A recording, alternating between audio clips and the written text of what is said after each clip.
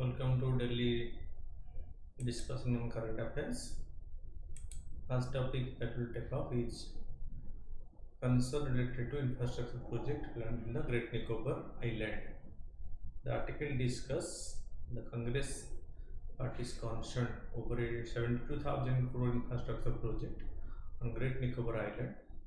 They warn it threatens indigenous people and environment, urging a review. The project aims for strategic development, facing opposition from conservationists, nature conservationists, and the locals. Concern related to the infrastructure project planned.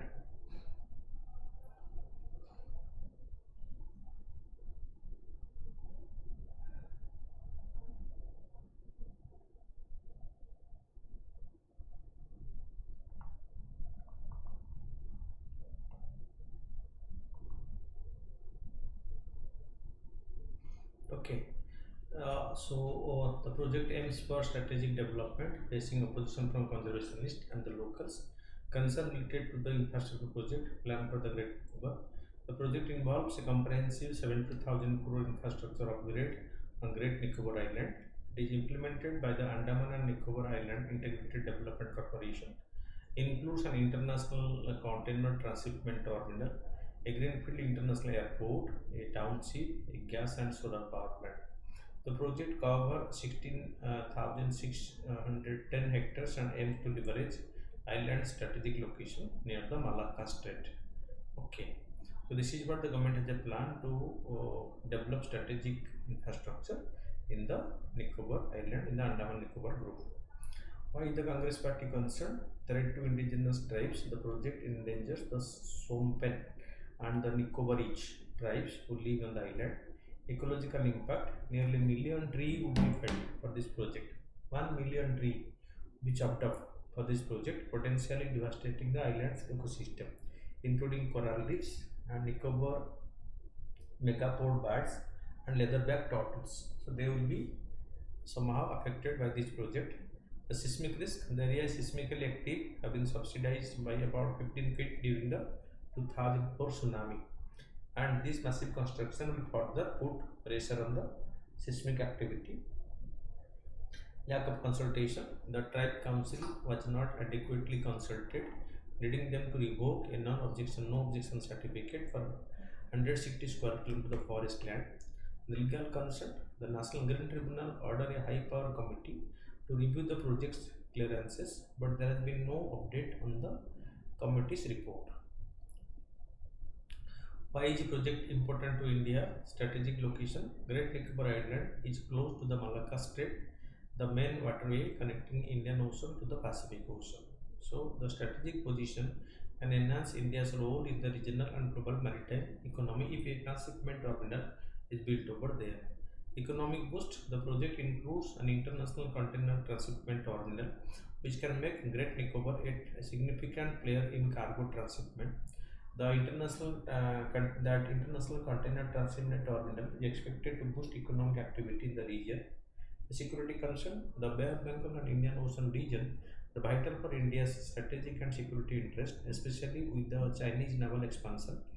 The project will strengthen India's maritime security and deterrence capability. In military upgrade, India is upgrading its military infrastructure in the Andaman and Nicobar Island, including airfields, jetties, and surveillance facilities. This will support the deployment of additional military forces and enhance the surveillance. Tourism and development. The proposed greenfield city aims to tap into the island's tourism potential alongside its maritime economy, promoting regional development and economic growth. Pradesh forest. So next topic is the forest fire in Himachal Pradesh. The article discusses the severe forest fires in Himachal Pradesh, their causes and the historical changes in Himalayan forest practices. It suggests involving local community in forest management and implementing various strategies to prevent fires and manage forest better. What is the current situation of forest fire in Himachal Pradesh? Extent of damage, Himachal Pradesh.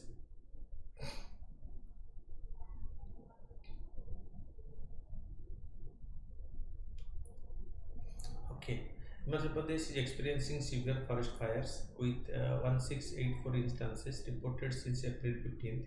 These fires have affected 17,471 hectares of forest land.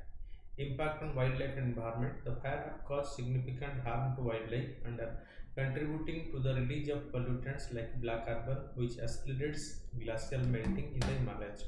Historical data from 2001 to 2023, the Himachal Pradesh lost 957 hectares of tree cover, especially due to fire, emphasizing the recurring nature of this issue because this fire incidence is growing with every year, and between the last 20 years around 957 hectares of tree cover have been burned in the forest fire.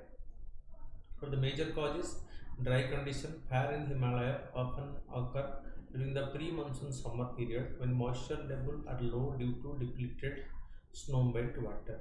Human activities, common causes include unattended campfire and discarded cigarettes. Historical forestry practices, the shift of the bunch oak to cheer pine driven by commercial interest has increased the vulnerability. For example, from 1910 to 1920, the number of trees tapped for ration rose dramatically because ration collection. Okay, then faulty forestry practices, treating forest purely for their utilitarian value without community involvement, they exacerbated fires because they treat the forest for their utilitarian value, how it will be utilized for humanity, than involving the community in the forest activities. So, as the community is not involved, so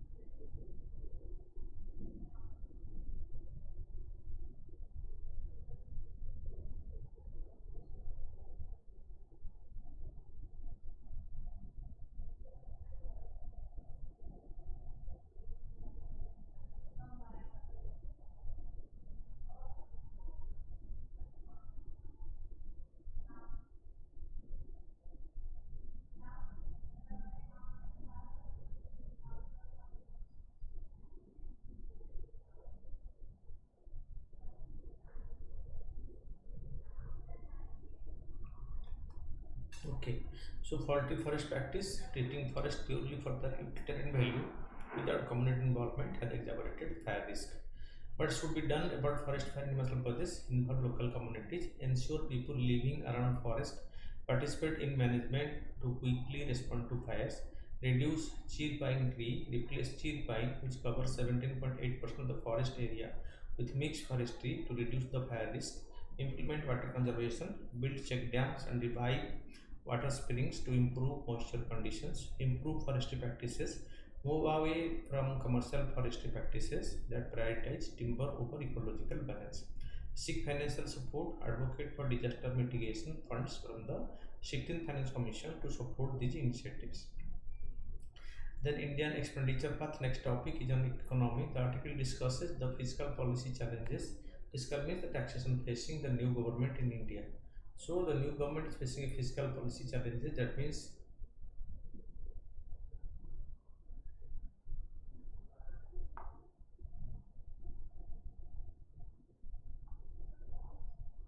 okay. India, it highlights the importance of stabilizing the public debt to GDP ratio. So debt to GDP ratio it need to be rationalized. Okay, stabilize the public debt to GDP ratio for achieving rapid economic growth with macroeconomic stability.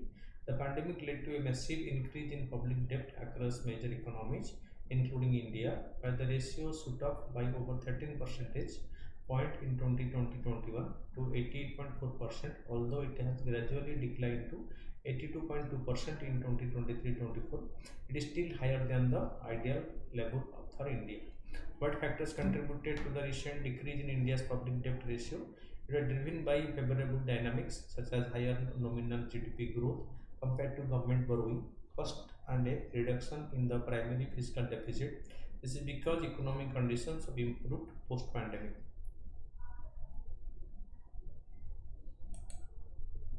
What is the importance of monitoring fiscal deficit in Indian economy? The fiscal deficit is closely monitored because it impacts various economic factors including aggregate demand and interest rate. It plays an important role in influencing conditions for business, home buyers, job seekers, bond traders, and other economic agents. Because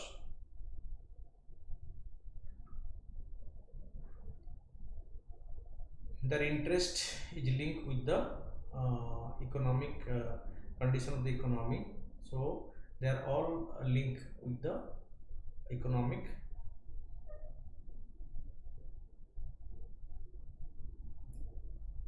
situation in the country. So India's urgent spending priority: India faces pressure to increase military spending amidst geopolitical tension, invest in a green transition to mitigate climate impact, and enhance spending on public goods and services. Electoral pressure for increased spending: it is important to understand that the 2022 election results could pressure the government to increase spending on please and the electorate. This is because there is not enough quality jobs. So the NDA-led BJP government face a big challenge. The share of BJP seat has fallen drastically. So the government will definitely look at launching more populist measures by which it will be popular among the people in the country and especially in creating jobs. What are the challenges that India faces in its fiscal policy? Fiscal federalism. Fiscal policy, including the concept of fiscal federalism, has transformed into a competitive bargaining process involving diverse interest groups, ministries, and level of government. Minimal tax liabilities: more people are filing income tax return and more farms are covered by the GST, showing the tax base is expanding. However, many individuals still report no tax liability. What's with the way forward? Tax reforms. Tax reforms are necessary to boost the tax to GDP ratio, which has stayed relatively stable in India despite economic shift. The recommendations include keeping direct tax rates low, steady, and predictable, while simplifying the GST structure, aiming for a higher average rate. Fiscal consolidation. There is a need to create fiscal space by reducing unnecessary spending and increasing revenue. So, government should go on reducing its unnecessary spendings, rather it should spend more on the necessity or increasing the revenue. Then capitalizing economic advancement: India's expected transition from a lower middle income to an upper middle income country by the World Bank definition by the end of this decade highlights an opportunity. The upper middle income economy generally collect more tax revenue per unit of economic output compared to lower middle income economy countries. This transformation transition presents India with a chance to increase its tax to GDP ratio as income rises. Learning from so that is what. So India need to change it.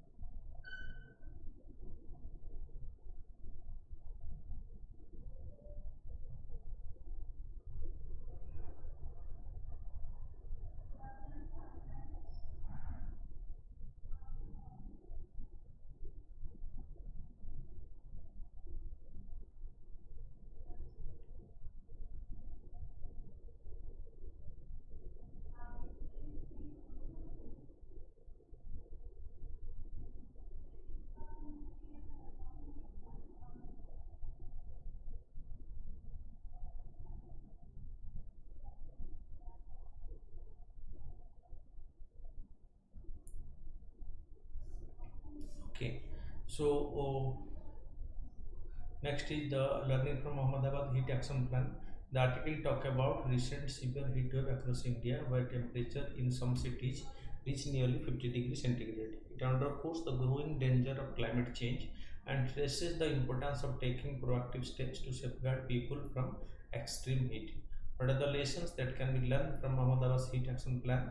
Monitoring all cause mortality. In 2010, the heat wave in Ahmedabad, the overall number of deaths exceeded expectations despite few reported cases of heat stroke. This highlighted the need to monitor all causes of mortality, just not just heat stroke cases, for a more accurate assessment of heat wave impact.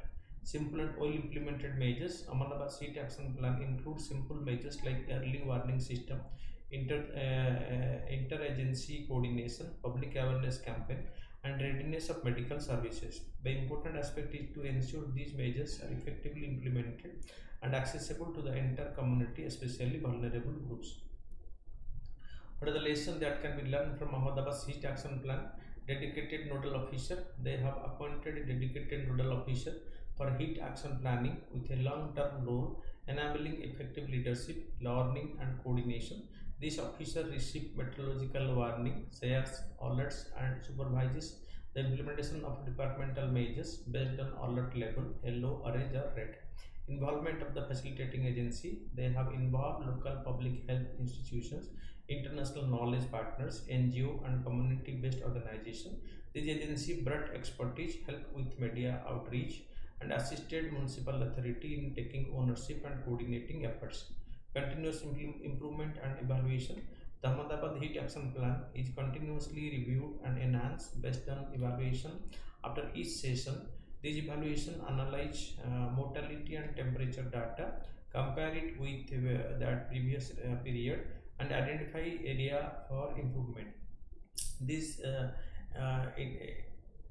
iterative process has resulted in the addition of new element and improvement in planning and implementation over the time. That means they are able to make a foolproof plan which became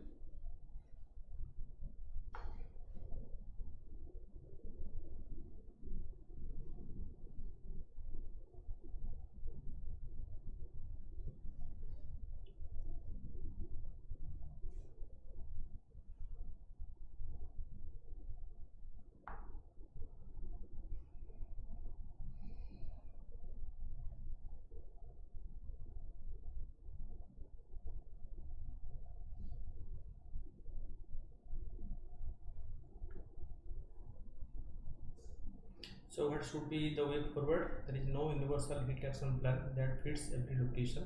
Thus, each city and district must customize the framework according to the specific requirement because this YouTube is not uniform throughout the country.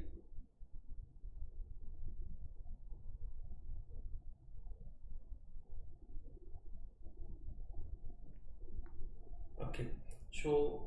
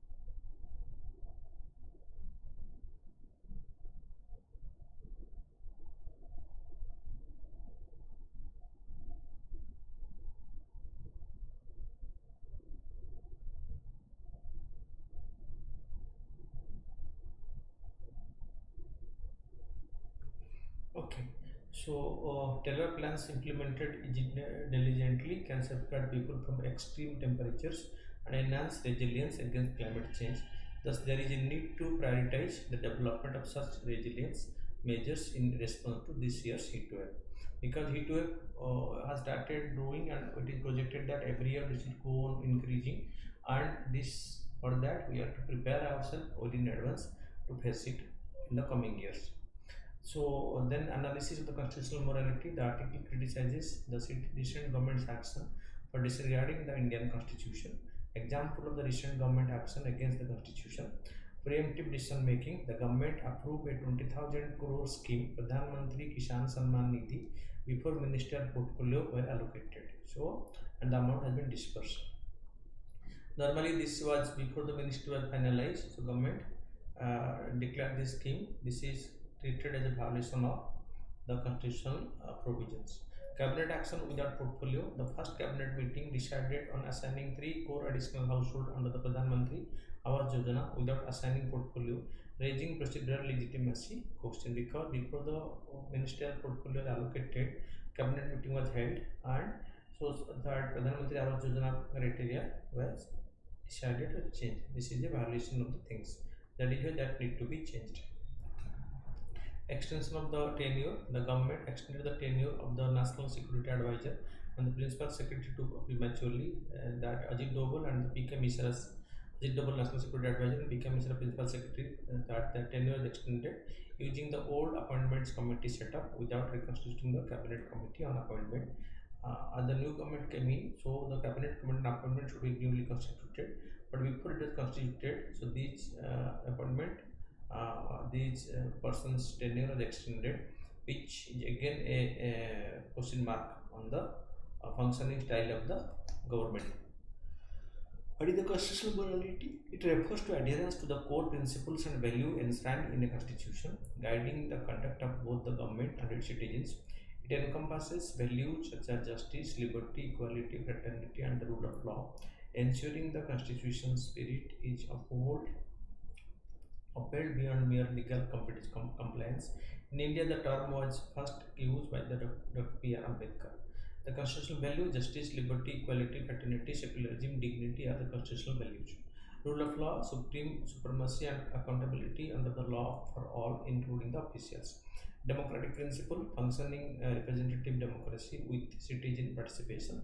Foundational rights, respecting and protecting rights like equality and freedom of speech. Separation of power, balancing legislative, executive, and judiciary branches. Checks and balances, preventing power abuse and protecting individual rights. So these are treated as constitutional morality, and they need to be protected.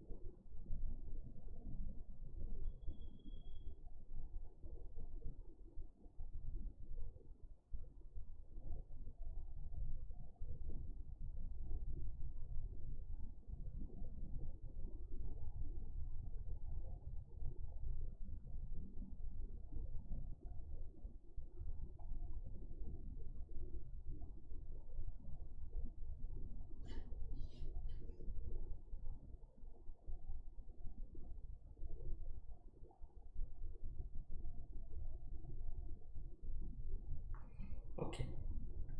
So fundamental rights, respecting and protecting rights like equality and freedom of speech, separation of power, balancing legislative, executive, and judicial branches, So there is separation of power and checks and balance. And check and balance, preventing power abuse and protecting individual rights. So no particular agency out of the three, the legislature, executive, judiciary, must be extra powerful, more powerful, predominating or dictating. So it should be checks and balance. There is separation and check and balance. Constitutional interpretation, promoting principles in adopting a societal change. Ethical governance, ensuring transparency, accountability, and integrity in public service. Significance, safeguarding democracy. Constitutional morality ensures the preservation of democratic values and prevent authoritarianism. Protection of rights, it upholds individuals' rights and freedom.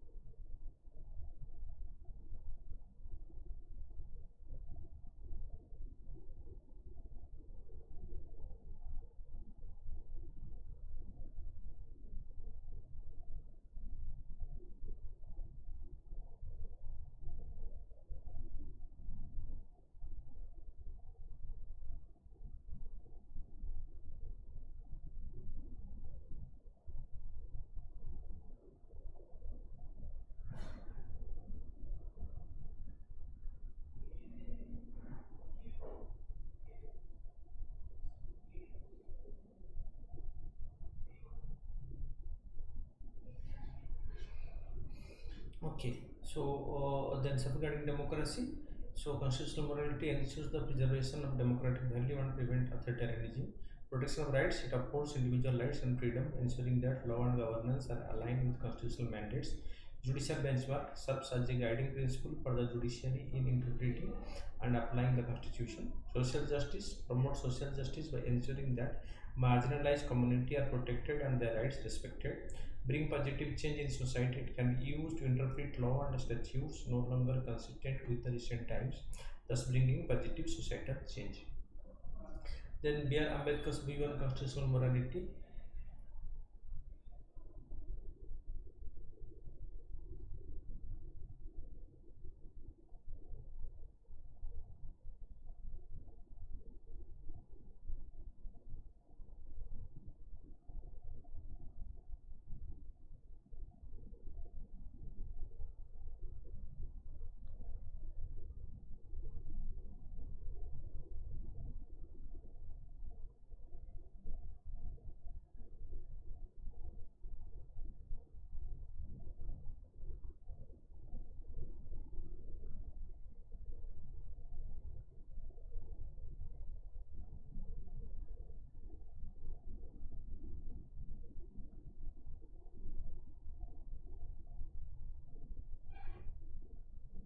Okay.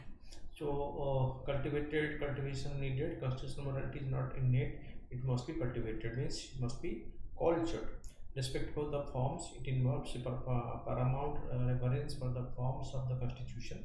Sacredness. The forms of the Constitution must be sacred to both those in power and their opponents.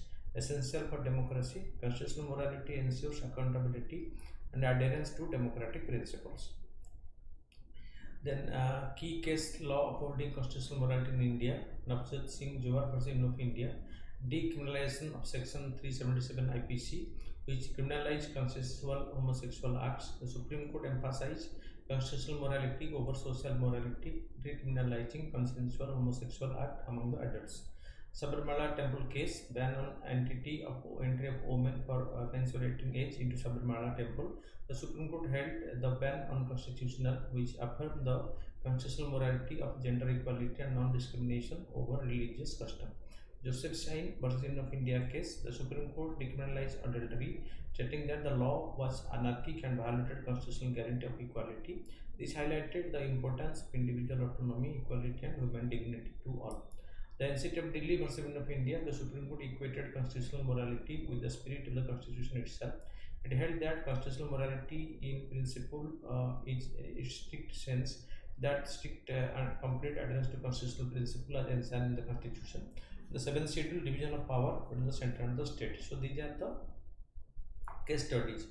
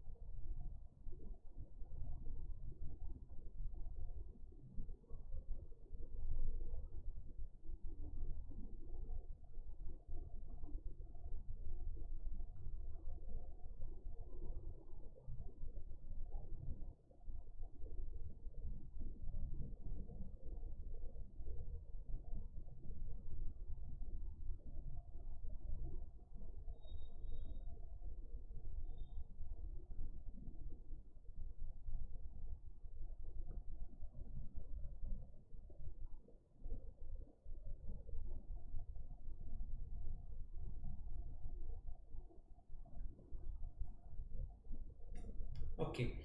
So, challenges to the constitutional morality, social and cultural norms, deep-rooted societal and cultural norms often conflict with constitutional values, leading to resistance to implementing judicial decisions. Example: resistance to the Sabarimala judgment due to traditional belief. Political influence in politician may undermine constitutional morality for electoral gains, promoting majoritarian views over constitutional principles. Example: political backlash against electoral bond ruling of the Supreme Court. Lack of awareness, insufficient awareness, and understanding of constitutional value among the general public can hinder the acceptance and enforcement of constitutional morality. The challenges to the constitutional morality, example: many Indians still believe that Hindi is the national language.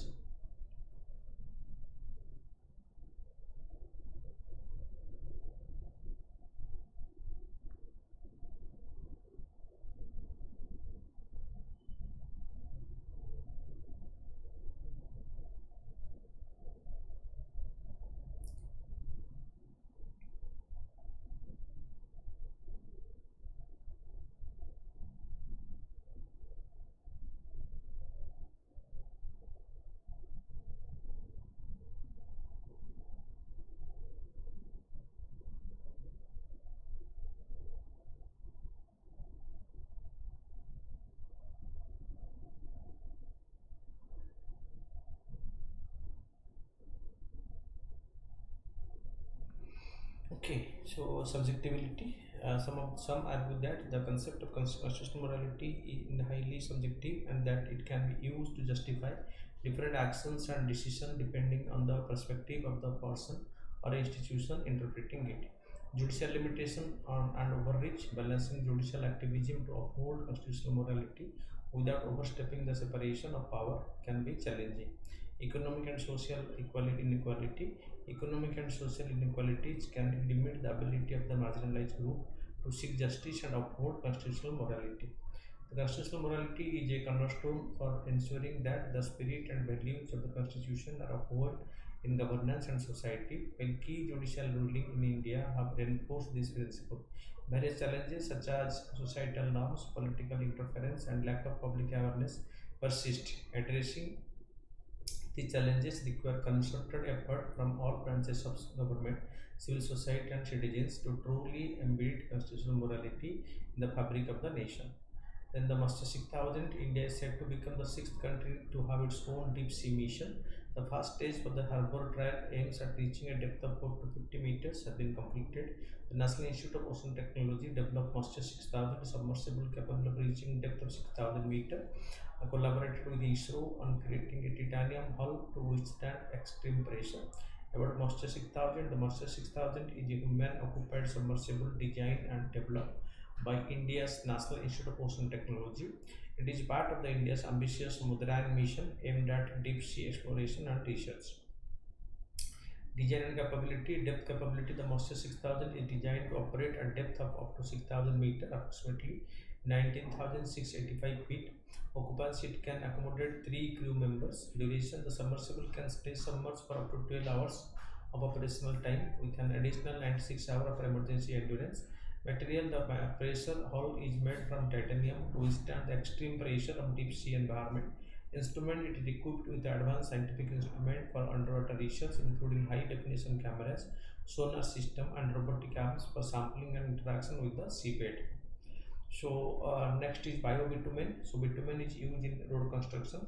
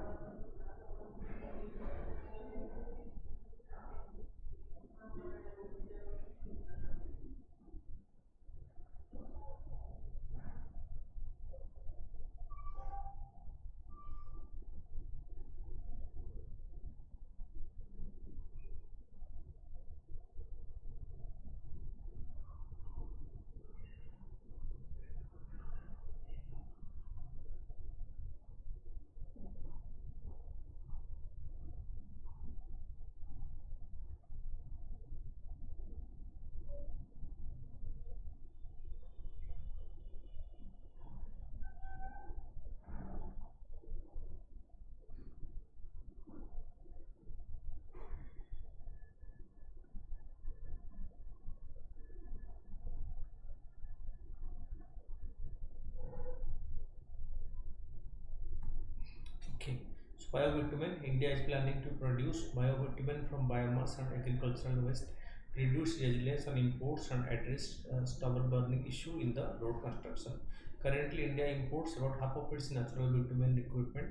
A pilot study by the Central Road Research Institute and the Indian Institute of Petroleum Leradon will test biobitumen on 1 kilometer road stretch. This initiative aims to save foreign exchange, achieve self-sufficiency in bitumen production, and provide a solution for stubble burning. So the blacktop road or the bituminous road, the major roads in India. Okay, that is why. So that it is imported. Right now, government is thinking to go for a biobitumen production. So biobitumen is an eco-friendly alternative to traditional petroleum-based bitumen used primarily in road construction and roofing. It derived from renewable biomass sources such as agricultural residues, forestry waste, and other organic materials. Development and utilization of the biobitumen aims to reduce reliance on fossil fuel and minimize the environmental impact of bitumen production and use. Then World Crocodile Day in 1975, India initiated its crocodile conservation project in Odisha's Bhitarkanika National Park with support from the United Nations Development Programme and the United Food and Agriculture Organization. UNDP and FAO supported this program, and the Bhitarkanika Crocodile Research Center was opened in Odisha at Bhitarkanika National Park. Crocodile is a large aquatic reptile found in tropical and subtropical regions around the world. They belong to the family Crocodilidae and are known for their powerful jaw, armored bodies, and remarkable adaptation for a semi-aquatic lifestyle. So there are three main species of crocodiles in India. So time running. So these are the three major types. So the saltwater crocodile, the mugger, and the gharial. So this is the saltwater crocodile or estuarine crocodile, the mugger crocodile, muggermuch, and this is the gharial crocodile. Okay, that long. This is the long one. Okay, gharial. Okay, fish-eating crocodile is native to the Indian subcontinent. Small least population present increasing in the river. The National Chambal Valley Sanctuary is the sanctuary, and Satkosia George in Odisha also have this. They are essentially distinguishable due to their long suit or nose. This is long one. This is their long nose. They are called the gharials. Okay, the large and living reptiles. It is found throughout the sea coast, east coast, India's Bhitarkanika mangroves, Sundarban National Park. They are called the saltwater crocodile. This is the muggermuch. The mugger crocodile or Indian crocodile is found throughout Indian subcontinent. The mugger is mainly freshwater species found in the lakes, river, and the marshes. They are broadest, short and all. They are keystone species of their habitat. That means they are the keystone species. They are the major species there. Okay. So then Mercury Island, democracy, the documentary My Mercury premiered at the 18th Mumbai International Film Festival for documentary, short fiction, and animation. Okay, animation film. The film explores the life of her brother, yes, Chelsea, a conservationist on Mercury Island off the coast of Namibia. The 104-minute documentary portrays Yavis' efforts to reclaim the island for endangered seabirds and seals, emphasizing the psychological challenges and deep bond between man and nature. The Mercury Island is a small rocky island of the Diamond Coast, Namibia. Despite its small size, it is recognized by the BirdLife International and other global conservation group as an important bird area for its significant coastal seabird breeding. The CIPRI report on nuclear warhead. Recently, the CIPRI released a report on nuclear warhead, finding that CIPRI report on nuclear warheads. China nuclear arsenal. China has 500 nuclear warheads, triple the number of India and Pakistan. Some Chinese warheads are believed to be on high operational alert for the first time. CIPRI reports on nuclear warheads. India's nuclear arsenal. Indian nuclear arsenal around 172 warheads. India slightly surpassed Pakistan, which has 172, and here is 500 nuclear warheads by China. So recent Indian naval development, the recent SSBN Arigat was launched November 2017 and underwent advanced sea trials in 2021. The commissioning of the Arigat also in the Indian Navy has been delayed and is now expected in 2024. India is enhancing the undersea leg of its nuclear triad and developing long-range missiles. The third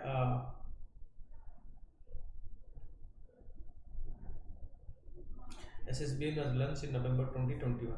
A fourth SSBN is under construction for a possible launch in 2024. These new submarines are significantly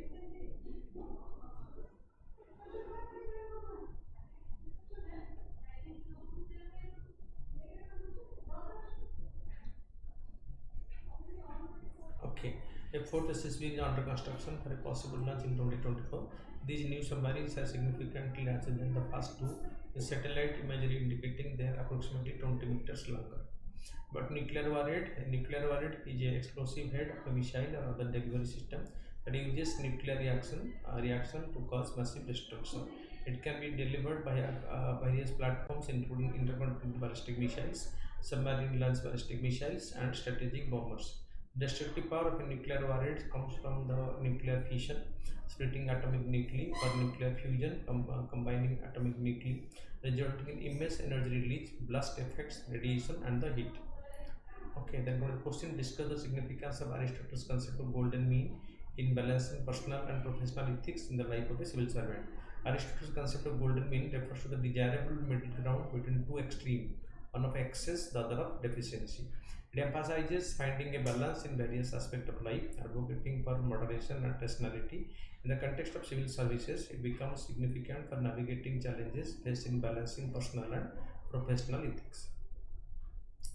Personal belief versus professional duty. Civil servants may face situations where their personal belief are at odds with their professional responsibility. For example, an officer with strong environmental conviction might struggle with sanctioning industrial project because he is addicted to environmental protection. Will not promote industry.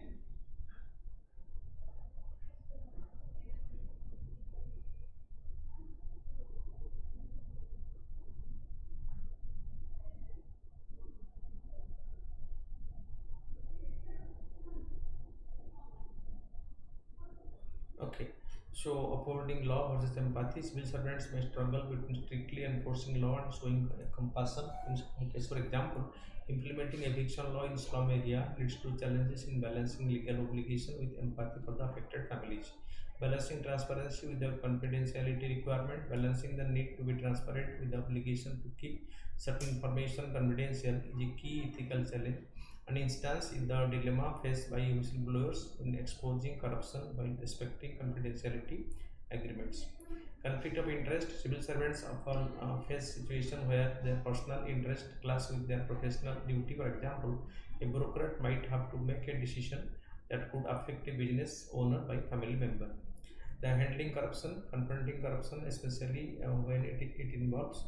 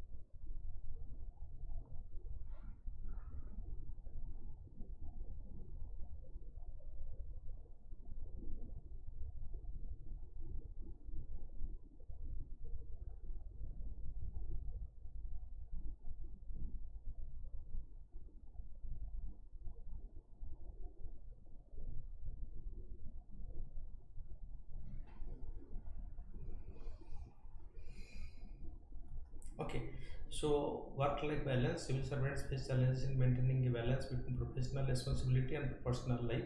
A survey conducted by the Genius Consultant in 2020 revealed that 37% of the civil servants in India take work home from the office and work on holidays, and 63% of civil servants feel stress about their work. The significance of Aristotle's concept of the golden mean in balancing personal and professional ethics in the life of the civil servants, harmonizing personal belief and professional duty. It helps civil servants find a middle path between their convictions and job requirement. An environmentalist officer can seek sustainable development alternative rather than outright rejecting in industrial projects, thus aligning personal belief with professional responsibility. Balancing law and compassion. The golden mean aid in tempering strict law enforcement with empathy. In case of slum eviction, civil servants can strive for solutions that respect legal mandates while providing human settlement options, demonstrating a balanced approach. Navigating transparency and confidentiality. It encourages a balanced approach to transparency and confidentiality. Whistleblowers, for example, can use the golden mean to responsibly disclose information without compromising sensitive data, as seen in the case of ISA officer Ashok Khemka, who highlighted irregularity in the land dealings. Addressing corruption. This principle helps balance personal risk and ethical duty in fighting corruption. Civil servants can use the golden mean to devise strategy that combat corruption while safeguarding their position.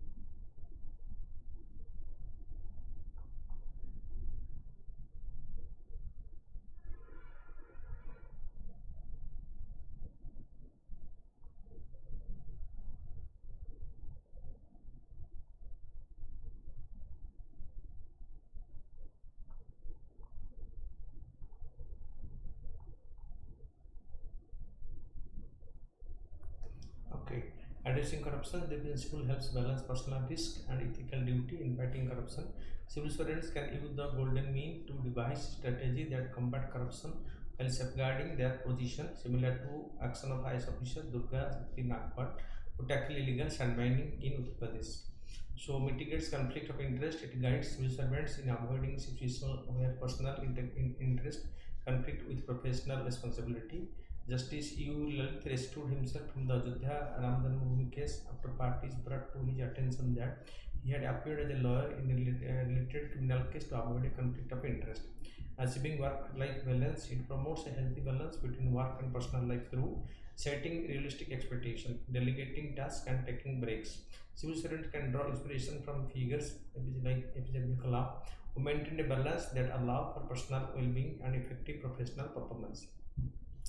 Aristotle himself said, virtue is the golden mean between two vices, the one of excesses and the other of deficiency. The timeless principle of golden mean serves as a guiding beacon for civil servants, enabling them to navigate the intricate mesh of personal and professional ethics with wisdom and moderation.